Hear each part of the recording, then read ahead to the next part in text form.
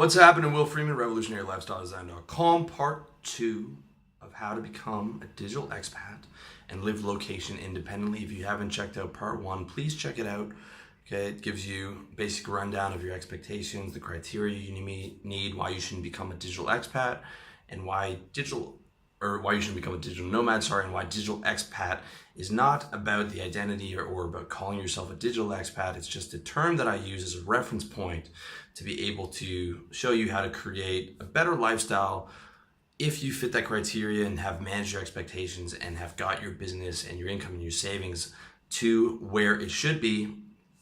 And part 1 really sort of tries to warn you off becoming a digital nomad or coming out to Asia or South America or Eastern Europe without your business handled and without enough money, because it is a major pitfall that I've seen from having been in Thailand for 3 years, that I've seen a lot of guys come out not having the money, not being set up, not having the business, and having to go home empty-handed, and it's not good. So definitely check out part 1 and check out the article over at revolutionarylifestyledesign.com. So without further ado, I want to give you the cost of living. Okay, we covered a bunch of other stuff in part 1. The cost of living of Chiang Mai, I'm just using that as an example, because that's where I am. So accommodation, you're looking at about $300 for nice little junior 1-bedroom like I got here. This is a brand new building. This building's about 3 years old. I've been here in this building for 2 years. Really nice building, really well maintained. Next to everything, close to Neiman, which is the main area. It's like basically downtown. $300 a month. Food and drink, about another $300. Technology, $40. Entertainment, another $2 Transportation, $40. Business expenses, $120. So you're looking at about $1,000 a month. Okay, I spend probably closer to $2,000 because I've got more business expenses. I've got SoundCloud and all kinds of other things that I'm paying. I also spend more on food because I'm a fucking pig. I spend probably more on entertainment and a bit more on transportation for my little scooter that I ran off my boy Ryan, because I like to give my boy some money. But yeah, I mean, 1K, you're good. But again, I say that for most guys, you should have at least 2K coming in a month to live comfortable in Chiang Mai. And again, 20 grand in the bank in case anything goes wrong with your business or all these other things that can happen. You really want to make sure that you're real comfortable, you're real safe. Not this like, look how I'm living for $400 a month in Chiang Mai. Like, dude, this is not the way to go, right? Where your Thai girlfriend's making more money than you. Not good, dude. Okay. But you can live very comfortable for $1,000 a month. I live closer to 2,000. So I want to talk about your transition. Okay. You built up your psychological defenses. You've got it in your mind. You've got your business 2K a month or more to come out, or the equivalent of, if you're going to Eastern Europe, maybe it's 3K or 4K a month. I don't know the exact metrics on Eastern Europe, but you've got all that together. You've got your psychologically prepared, man. You've told your family and you've sold them on it, and you've got through the guilt of leaving your family and friends behind, and you've got yourself psychologically prepared. So now we're into your transition week, and you got that ticket booked, man, and you've got the cabs calling for you. And I can still remember the day that I left.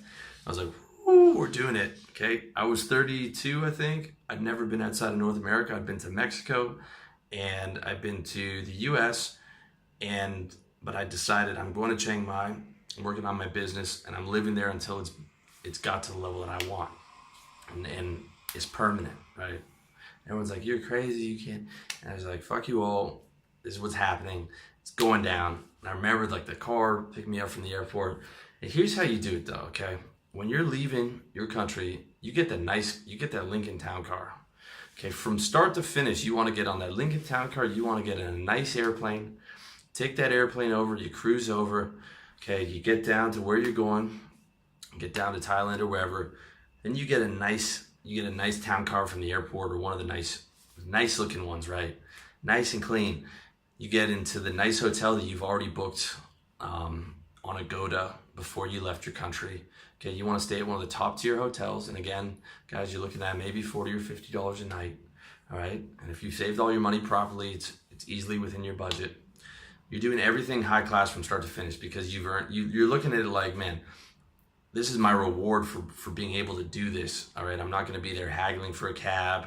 I'm not going to be staying in some hovel of a hotel so that my first week is like a bunch of students around me and a bunch of filthy backpackers. No, man, you do it nice and high class from start to finish, and you touch down.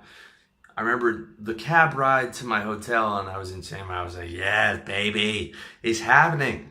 And I was like, I'm home, man, I'm home. And I was just looking around, and Thailand's so bright and all these colors, and like, oh, there's palm trees on the streets, and it's like, oh, people are doing U-turns in the middle of the street on their motorbike. I'm like, this is crazy, dude. This is crazy. And I knew right away I'd made the right decision, right away. And then the cab, a nice car, took me to a nice hotel. I get in my hotel, I'm like, oh, my hotel's banking, man. I was like, this is what's happening, dude. This is what's happening. So it was a really nice introduction. And then for your first week, I knew what to do. I took that summer camp mentality. I was like, man, I'm not gonna get homesick. I'm not gonna question my decision. I'm going out every night. I'm barely gonna be in my room except to sleep or to bring a girl home. You know what I'm talking about? And that's what I did. And that's what I recommend you do. For the first week or first 2 weeks, you go out, you build up your social network in the city. You get on Tinder, you get on Badoo, you get on all those apps. You're gonna learn how to get laid on Tinder. You buy my book, How to Get Laid on Tinder. I'm just saying, man, you gotta do it.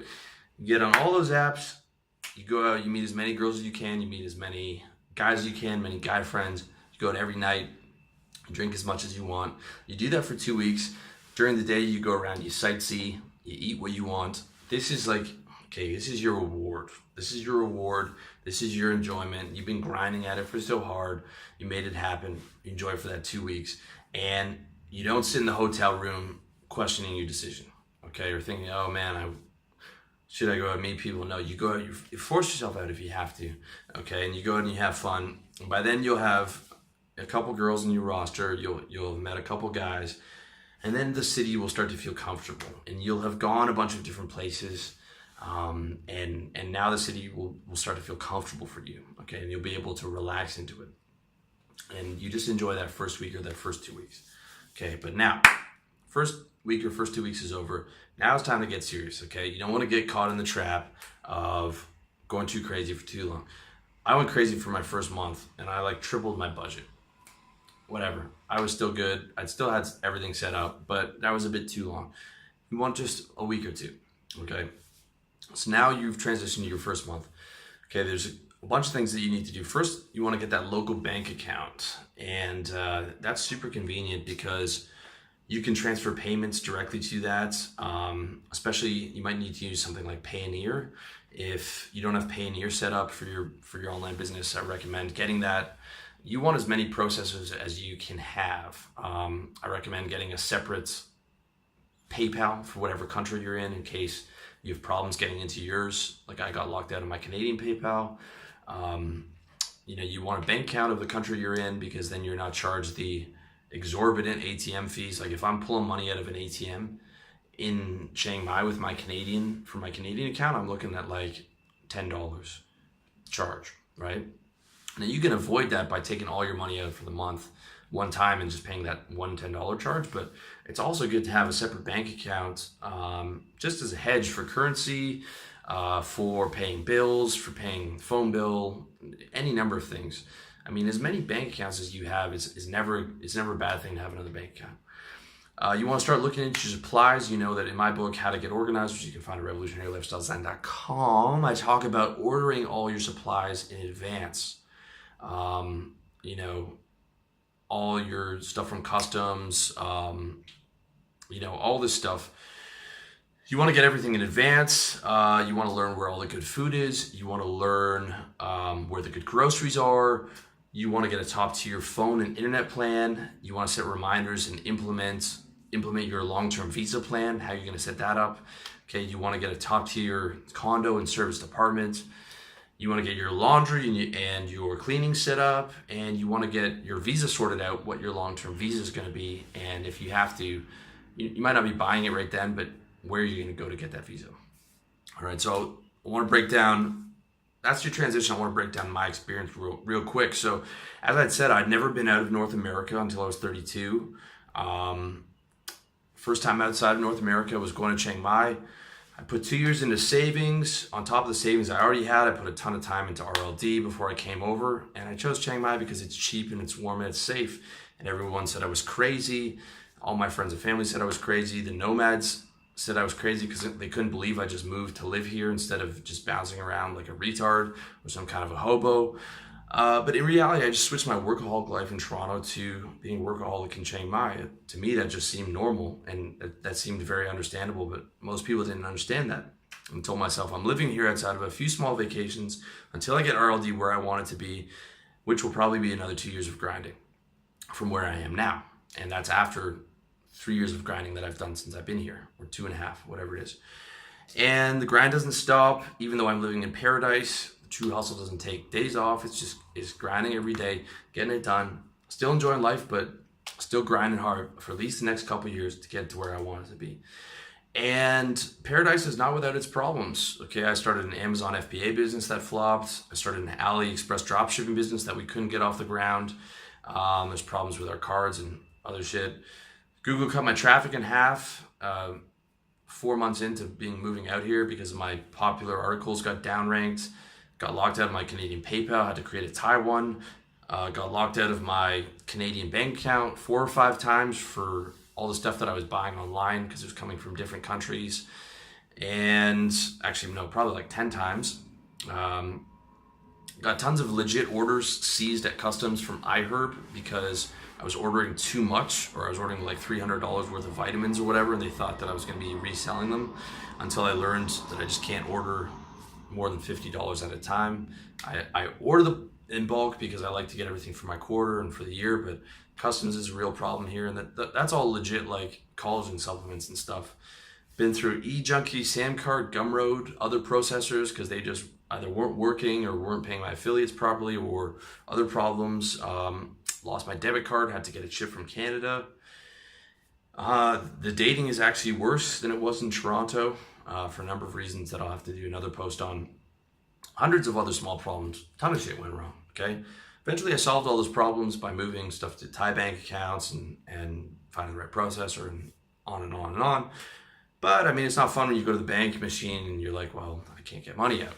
Luckily I had a Thai bank account and I have my Payoneer and I have PayPal, but again, a lot of stuff can and will go wrong. Have to be prepared for it, have to prepare as much as you can in advance, get as many processors, get as many bank accounts, get as many PayPals and all these Payoneers that you need in advance.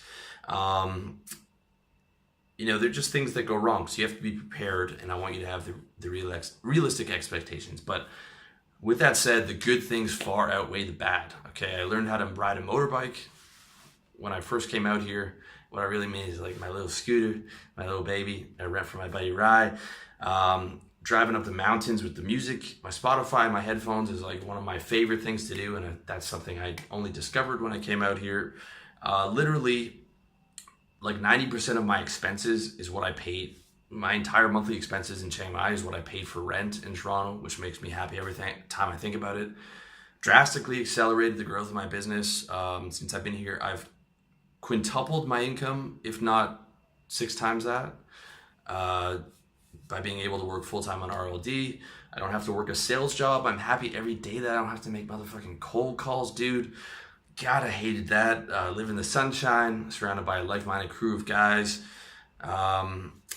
Built a good crew, live around friendly, polite Thai people, drastically reduced stress and commutes, upgraded the quality of my lifestyle, built my YouTube channel up from nothing to 1.5 million views. I've been doing RLD, my website, since 2012, but the YouTube I only started out here, I think 2 years ago. Got cooked chicken breast delivery service that to me is amazing. Cleaning and laundry every week. Cost me $40 a month. Never had to cook since I've been out here. I mean, overall, it's just amazing. Hopping on that plane to Asia was the second best decision I made in the last decade, next to starting RLD. You can have both those things. You can massively upgrade the quality of your life. You can live independent, lifestyle, location independent. But you just have to be smart about it. You have to put in the work. You have to go watch part 1, read the article, make sure that your expectations are right, make sure that you have all your money together, make sure that you manage everything properly, make sure that you're the right type of guy, the right type of discipline, and just go through all this stuff again to make sure that you have it 100% correct, and you can have all those good things. You can have that massive increase in lifestyle quality if you want it. And I always want you to have a better quality of life. So hopefully this is useful to you. As always, wish you all the best in your personal development journey, and thank you for watching.